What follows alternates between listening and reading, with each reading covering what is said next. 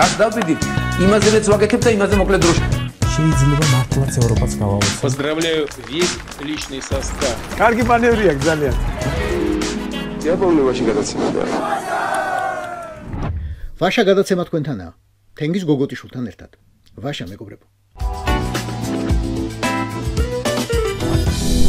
2025 წლის 30 ივნისსა და 1 ივლისს თბილისში ირანის ისლამური რესპუბლიკის საელჩოში გაიმართა ღონისძიება, რომელიც ეძღვნებოდა ირანის ტერიტორიული მთლიანობის წინააღმდეგ ისრაელის რეჟიმის მიერ განხორციელებული შეიარაღებული თავდასხმის დროს დაღუპულ მოწამეთა ხსოვნას. ღონისძიებას ესწრებოდნენ საქართველოს საგარეო საქმეთა მინისტრის მოადგილე ალექსანდრე ღვთისიაშვილი და სხვები. მათ საელჩოში გახსნილ სამძიმრის წიგნში გააკეთეს ჩანაწერები, გამოთქვეს თავიანთი სამძიმარი და სოლიდარობა ირანის მიმართ. დიდ მადლიერებას უცხადებ ჩვენს მეგობრებსა და პარტნიორებს ამ რთულ პერიოდში გამოჩენილი მხარდაჭერისა და თანაგრძნობისთვის.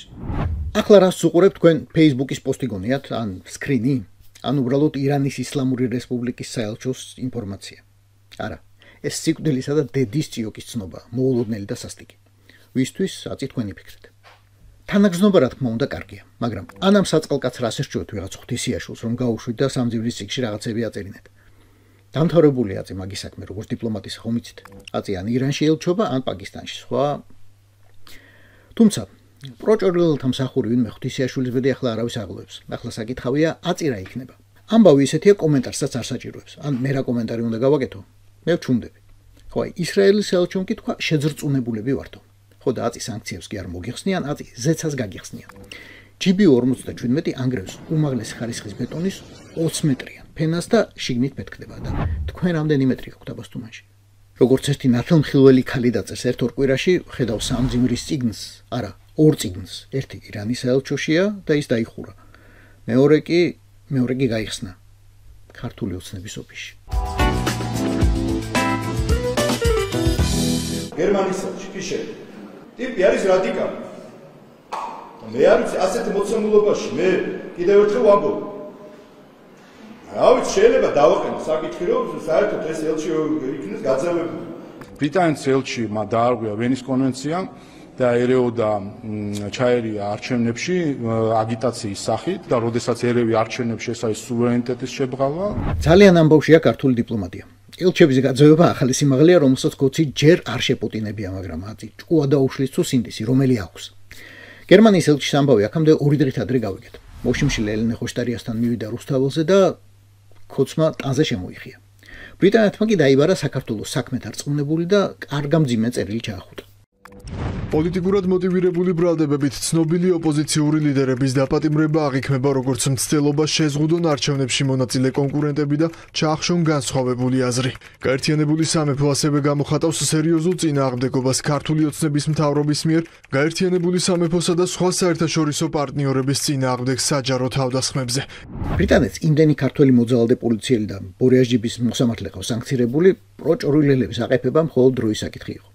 ოღონდ უნდა გამოუწყოთ, როდესაც ეს ფოტო გაავრცელეს ტელევიზიებმა, ვიფიქრე ალბათ მერი პოპინსის მორიგ ეკრანიზაციას იღებენ მეთქი. მერი პოპინსი კი არა, ეს ყოფილა ჩვენი სახე და სახელი, ცილინდრი და ტროსტი, ფრაკი და თავი ამ ხელა მეფის კარზე. და ამას უწევს ბატონ ბორისის ნაცვლად საყვედურების მოსმენა. მერე სახელიც ვიკითხე და ბაჩო საგანელიძეო მითხრეს. ხო, ბაჩო, უნდა გითხრა, რომ შენი ქვეყანა და განსაკუთრებით ბიძაშენი ძალიან ამაყობ შენ. ეს კაცი ხო გახსოვთ? თადაბარი რომ შეაჯერა ქართული ღორის სპერმა რომ აგროა. და მე გურულებს რომ აუმჟავდათ ის სპერმა და ოზურგეთს მერიას ვალად დაედო. ხო, აი მაგის ძმიშვილი ყოფილა ეს სანდომიანი ყმაწვილი. მაგრამ ეგ იქით იყოს. მთავარი ამბები ესპანეთში დატრიალდა. ვიცი, თქვენ ჩემსავით მიჩერებულები იყავით ტელევიზორს, რა ამბებს გვეტყოდნენ გაეროს კონფერენციაზე, რომელზეც მაკა ბოჭორიშვილიც ყოფილა მიწვეული. და მანაც იმედი არ გაგვიცრუა. თუ იმედმა არ იცრუა, ცხადია. საგარეო საქმეთა მინისტრის სევილიაში ვიზიტი და მაღალი დონის შეხვედრები დასრულებულია. მაკა ბოჭორიშვილისთვის საუბრის მთავარი თემა არაღიარების პოლიტიკა და კონფლიქტების მშვიდობიანი გზით მოგვარება იყო. ცუდად მუშაობთ, კოლეგებო, ცუდად. მაღალი დონის შეხვედრებზე ინფორმაცია უნდა გამოვტყდე, რომ დამაკლდა. ბოლოს ისევ საგარეო საქმეთა სამინისტროს ვებგვერდზე შევედი და იქ გავიგე ყველაფერი. ბოჭორიშვილის შეხვედრია აი ამას. ეს მსოფლიო სავაჭრო ორგანიზაციის გენერალური მდივანია. ამას ეს ანდორის საგარეო საქმეთა მინისტრია და რომ არ შევწყვე ტიმორ-ლესტეს საგარეო საქმეთა მინისტრს. აი ამას. ტიმორ-ლესტე იცით საერთოდ რა არის? გარწმუნეთ რომ არც ბოჭორიშვილმა იცის, მაგრამ სხვა არავინ იყო ხელის ჩამორთმევი და ეს ტიმორ-ლესტე მოსახლეობით არის თბილისის ხელა, მაგრამ სულაც არაა ხელწამოსაგრა. პრეზიდენტად ყავთ ნობელის პრემიის ლაურეატი კაცი. ხოთა შორის. არა, ხა ფეხბურთში რუსეთის ჩემპიონი როცა ყავს პრეზიდენტად, იმას ვერ შეედრება. მაგრამ ამათ უკეთეს ვერ იპოვნეს. ცოტანი არიან. და სანამ მაკაბოჭორიშვილი ოკეანიის რეგიონში ამკვიდრებდა საქართველოს ტრადიციულ სახელმწიფო ინტერესებს, ევროპაში კი მტრებს იგერიებდა ძველი და ყველაზე სანდო მოკავშირე ამოუდგა მხარში. დასავლელები ისევ უგრეხენ ხელებს და აშანტაჟებენ საქართველოს ხელმძღვანელობასა და ხალხს სანქციებით. ითხოვენ რუსეთის წინააღმდეგ სანქციებთან მიერთებას. ჩვენ ევრაზიული უსაფრთხოების საყრდენ ელემენტად 3+3-ის ფორმატს განვიხილავთ. დარწმუნებულები ვართ, რეგიონის მდგრადობისა და აყვავების საფუძვლად იქცევა 3+3-ში მისი ყველა ქვეყნის ჩართვა, საქართველოსთან ერთად. რუსეთის საგარეო საქმეთა სამინისტრო ხო შემთხვევით არაფერს იტყვის. არ შემთხვევით დროს. ახლა, როდესაც სომხეთმა და აზერბაიჯანმა ცხვირში წამოარტყეს, ირანი კი ისრაელმა და ამერიკამ დააჩუქეს, 3+3-ში საქართველოს ჩათრევის ფასი კიდევ უფრო გაიზარდა. აგერ წულუკიანი და ბრიგადა ამზადებენ დასკვნას, როგორ დაიწყო ომი საქართველოს დასავლეთის მოთხოვნით 2008 წელს უდანაშაულო რუსეთის წინააღმდეგ და როგორ გააღვიძა მძინარე ცხინვალი. იქნაკი ერთიც არა უკვე ნახევარი ნაბიჯია მოსკოვის მთავარი მოთხოვნის შესრულებამდე, სეპარატისტებთან თავდაუცხმელობის ხელშეკრულების ხელმოწერამდე და ფაქტობრივ კაპიტულაციამდე. ისა და გეორგიევსკის მარშრუტკა ხო არც საიდან გადის. ფაქსიმილია გასტანებელი ჭორვილადან. ორი ამბავი მაქვს და ორივე ერთმანეთზე უკეთესი. თქვენ რამდენად გეხებათ არ ვიცი, მაგრამ ხო შეიძლება ერთხელ სხვის სიხარულითაც გაიხაროთ. ამბავი პირველი. ევროკავშირში საშუალო შემოსავალი 2000 ევროთი გაიზარდა. წლიური შემოსავალი. 2024 წლისას კიდევ ანგარიშობენ, მაგრამ ამბობენ, რომ ტენდენცია შენარჩუნდება. და ამაზე უკეთესი კიდევ სხვა ამბავი მაქვს. ქართულ პარლამენტარებს რომ უწოდებენ თავს, აი იმათი შემოსავალიც გაიზარდა. უკვე 2025 წლიდან. ოღონდ მომატებაცაა და მომატებაც. დეპუტატის ხელფასი საქართველოში გახდა 11700 ლარი. აქამდე კი იყო 4600. მოიმატა 7000 ლარზე მეტი. თუ ვერ გაიგეთ, ტიპებმა კი არ გაიორმაგეს, არამედ დაიწესეს 2.5-ჯერ მეტი ვიდრე ჰქონდათ. ეს არის ხელფასის ყველაზე დიდი ზრდა მსოფლიო პარლამენტარიზმის ისტორიაში და მაინც და მაინც იმ ქვეყანაში, რომლის მოქალაქეთა 13% სოციალურ შემწეობას იღებს, ანუ პირდაპირ მნიშვნელობით მშიერია და ბავშვებს მშივრებს აძინებს. უნდა გითხრათ, რომ შარშან ბრიტანეთის პარლამენტის წევრებს გაეზარდათ ხელფასი 2.8%-ით და ხალხი ქუჩაში გამოვიდა. 7000 ლარი, რაც პროჭორილელებმა დაიმატეს აქამდე არსებულ ხელფასზე 2200 ევროა. მოკლედ რომ აგიხსნათ, იმ ხალხმა თქვენს დეპუტატებს რომ უწოდებს თავს, საკუთარ ხელფასზე, რომელიც უკვე იყო 1500 евро, 2200 евро დაიმატა. ეს ბენზინის, დაზღვევის, ტელეფონის და სხვა წვრილი ხარჯების გარდა.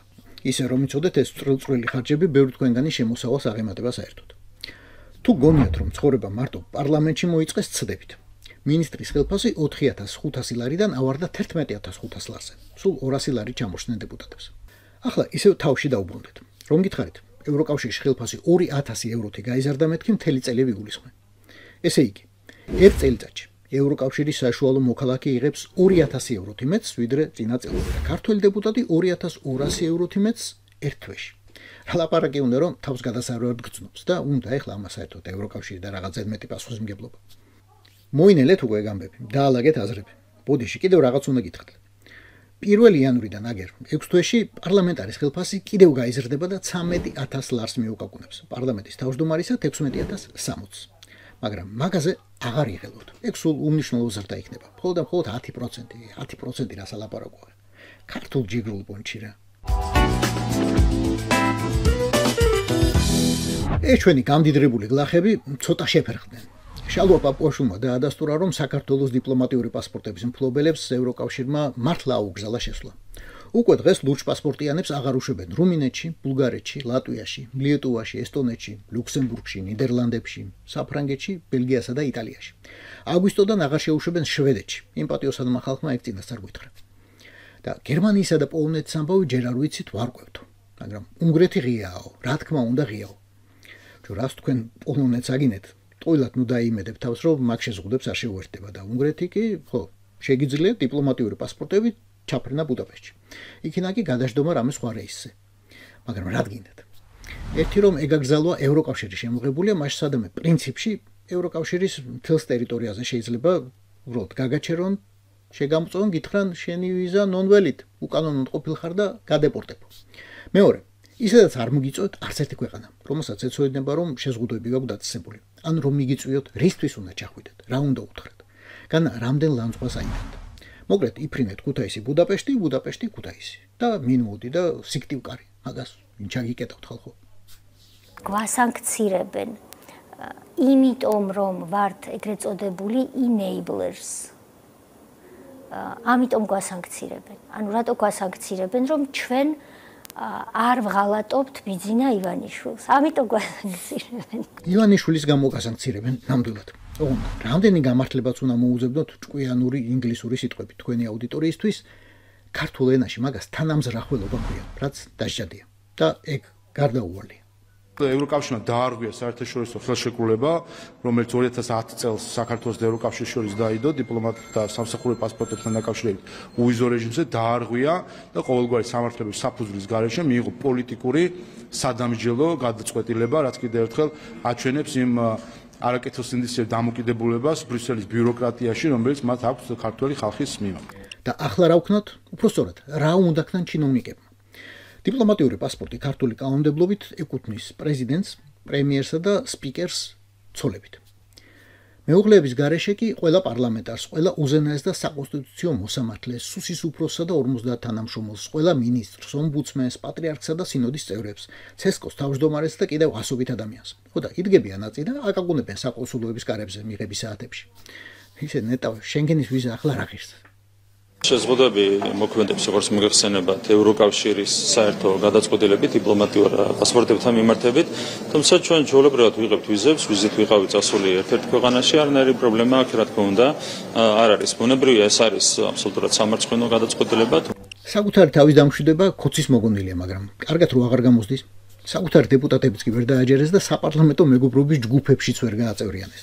ჩვენ პარლამენტის დადგენილებით შევქმნით სამუშაო ჯგუფები, მათ შორის შექმნილია სამუშაო ჯგუფი ლიეტუვის, ლატვიის და ესტონეთის პარლამენტთან, თუმცა შემადგენლობაში ყოფნა ჯერჯერობით არავინ გამოხატა სურვილი რომ იყოს შემადგენლობაში, რა თქმა უნდა ეს განპირობებულია ამ სამი ქვეყნის პარლამენტის არამეგობრული პოლიტიკით ქართული ხალხის მიმართ. განა მართლა არამეგობრულები არიან ბალტიელები, ან განა ამ დეპუტატებს თუ ვიღაცას მართლა არ უნდათ ბალტიაში სიარული სახელმწიფოს ხარჯზე მივლინებით. მაგრამ დიპლომატიური პასპორტებით იქ არ შეუშვებენ და მოუწევთ ჩვეულებრივი პასპორტებით ჩვეულებრივი რიგში დგომა უგრძეში, სადაც non-citizens აწერიათ. გახარ ნახევარსაათი 1 საათი და ბოლოს მესაზღვრეს უნდა აჩვენო ჯანმრთელობის ცნობა, დაზღვევა, ფინანსური დოკუმენტი, სასტუმროს ჯავშანი, უკანა ბილეთი და დაასაბუთო რისთვის ჩამოსულხარ. რამდენი ხნით. კიდევ არ გაქვს გარანტია რომ შეგიშვებს მერე. ხო და როგორია ახლა? თავი რომ კიტრიგონია უფრო სწორად დეპუტატი რიგში სხვა ქართველები ნაღდადგანან და ჩასაფრებულები ნამდვილად გიღებენ ვიდეოს ტელეფონით. შეკი ამ დროს ვიღაც მესაზღვრე სადღაც არ გიშვებს. და გაბრუნებს უბავში. რა კადრია ისე? რამდენიც უნდა იძახო მერე deep state-იო, ჭეშმარიტ ფასეულობებს ებრძვიანო, ივანაშვილის ერთგულებისთვის მსჯიანო, დაცინვის სამარადისო მიზეზი იქნება. ხო და გინდათ ახლა თქვენ თავის მოჭრა. არაზმო თავი დავანებე, არ მინდა მაგათი, არც პაესტკა, არც მეგობრობის ჯგუფი. კი, ასე მოგიწევთ. უკვე მოგიწიათ და უკვე მოგიწიათ აღიარებაც. კოცო, აბა, პასპორტი მაჩვენე.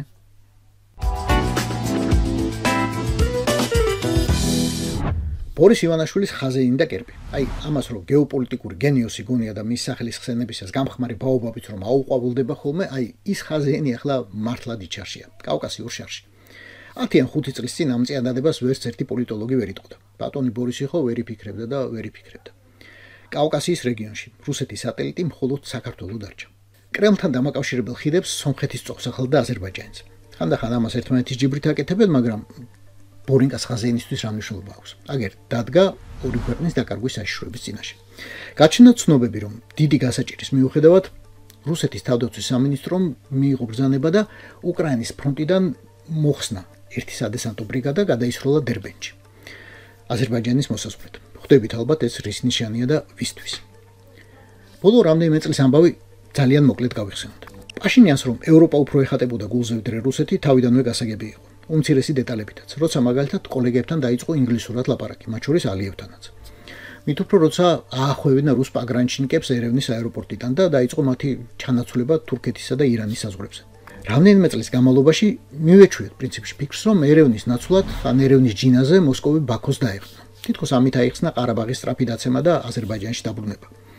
ოღონდ შობა დღეს აზერბაიჯანული თვითმფრინავისთვის რაკეტის სროლა გროზნოს თავზე, რომელიც შემდეგ აღმოსავლეთით წავიდა და ყაზახეთში დაეყუპა, ამ მეგობრობის დასასრული გახდა. დასასრულის დასაწყისი, რა ვიცი, როგორც გენებოდა. რუსმა როგორც ყოველთვის არაფერი აღიარა, მაგრამ როგორც ამბობენ, დაიწყო კომპენსაციების გადახდა 38 დაღუპულის ოჯახისთვის. პუტინმა პირადად დაურეკა ალიევს და მოსკოვში დაპირდა მამამისის ძეგლის დადგმასაც კი. ოღონდ უცებს ალღაც ეკატერინბურგში იქაურ მენტებს გაახსენდათ 2001 და 2011 წლებში მომხდარი სამი მკვლელობა. სამი მკვლელობა უცებ გახსნეს და ომუნის დახმარებით შეუმტრია სახლები ათობით იქ მცხოვრებ ეთნიკურ აზერბაიჯანელს, სულ ძმებსა და ბიძაშვილებს. ყველანი იზოლატორში წაათრიეს, ორი კი ცემით მოკლეს, ძმები საფაროვები. რუსის მენტებმა რომ გამეტება იციან, თქვენ თუ არ იცით, აგერ სხვა დაკავებულებს კითხეთ, ვინც გადარჩა. ერთი დეტალი. ყველა დაკავებული რუსეთის მოქალაქეა, ზოგი 15, ზოგი 20 წელია, მაგრამ აზერბაიჯანულმა მედიამ, რომელიც რა თქმა უნდა სრულიად მართულია, ეს შემთხვევა ეთნიკურ პოგრომად შეაფასა და პუტინს სულ დიქტატორი უძახა. და პასუხმა ალბათ საქართველოს უკეთეს წლები გაგახსენდათ, როდესაც უსაფრთხოების სამსახური უშუალო საქმეს ემსახურებოდა და აკეთებდა და რუსის ჯაშუშებს დასდევდა და არა ევროპელ ელჩებს, NGO-ებსა და მედიას. აზერბაიჯანულ პოლიციას უცებ გაახსენდა, რომ რუსულ სპუტნიკს ჯერ კიდევ თებერვლიდან აქვს აკრძალული ქვეყანაში მუშაობა. ის კი ჯიუტად აგრძელებს მაუწყებლობას და დეზინფორმაციის გავრცელებას. საჩვენებელი ოპერაციისას დააკავეს ბიუროს უფროსი და მისი მოადგილე. მერე კი 5 სხვა თანამშრომელიც მიაყოლეს და პირდაპირ თქვეს, FSB-ს აგენტურაა. რუსია ახლა ამაზე გაბრაზდა, ელჩი გამოიძახა და დატუქსა. ალიევმა კი წლის ბოლომდე გააუქმა ყველა დაგეგმილი რუსული კულტურული ღონისძიება. ანჟელიკა ვარუმი დაწყებული და დამთავრებული შჩელკუნჩიკით. კულტურა და პოლიტიკა აურია ქოცების ენაზე. რუსებმა კიდევ სხვა აზერბაიჯანელი ბიზნესმენები უკვე ვორონეჟში დააკავეს. ამჯერად აღარ მოუკლავთ. გათენდა მეორე დილა და აზერბაიჯანის პოლიციამ ახლა ესკადრები გაავრცელა. ჩანს ორი დუჟინი კაიბრგე ბიჭები, რომლებიც რუსული ნარკოკარტელის წევრებად არიან დასახელებულნი. ცხვირპირი კი აქვთ გაერთიანებული, მაგრამ აზერბაიჯანელები ან კავკასიელები რომ არ არიან, ისედაც მიხვდებოდით. თითქოს მოილაპარაკესო, რუსეთზე იერიში პაშინიანმაც მიიტანა. ასევე თავისი ქვეყნის შიგნით. იმა კრემლის უფრო ბობოლა აგენტები ამოიღო მიზანში, აი უმაღლეს ეშელონებს რომ ეკუთვნიან ისეთები. სომხეთის ეკლესიის ეპისკოპოსები და თვით კათოლიკოსი გარეგინი. მათი დაპირისპირების ამბავი დიდი ხანია ვიცით. ეპისკოპოსი ბაგრატი იყო, ვინც ქუჩაში ხალხი გამოიყვანა და უნდა დაემხო პაშინიანი. კათოლიკოსთან დაპირისპირება ამას მოყვა ლოგიკურად, მაგრამ მოულოდნელად პრემიერმა პაშინიანმა გარენგი მეორეს ჯერ რუსეთთან კავშირი დააბრალა, შემდეგ ბერუბის ღალატი და ცოლიანობა.